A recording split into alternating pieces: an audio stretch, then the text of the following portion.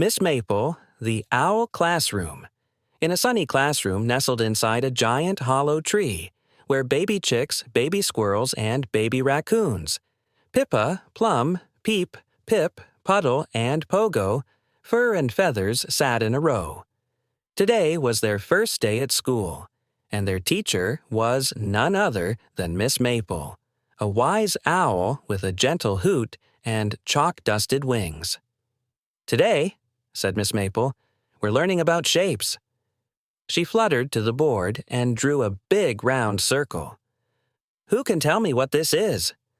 "It's round," chirped Pippa. Miss Maple nodded. "Yes, a circle has no corners and no sides. It's like the sun, a cookie, or a puddle." The students rolled circle-shaped cheese wheels across the floor. Square next, Miss Maple drew a square.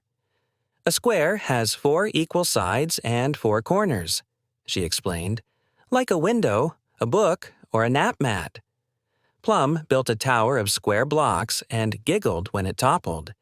Then came a triangle. "3 sides, 3 corners," said Miss Maple. "Triangles make fairy tents, party hats, and even slices of cheese." The class wore triangle hats and ate triangle sliced cheese. Miss Maple drew a long rectangle. "2 long sides, 2 short sides," she said. "Rectangles are doors, chalkboards, and even your snack trays." Pip slid a rectangle tray full of moonberry muffins to the class. Miss Maple smiled and drew a heart. "This shape means love," she said softly.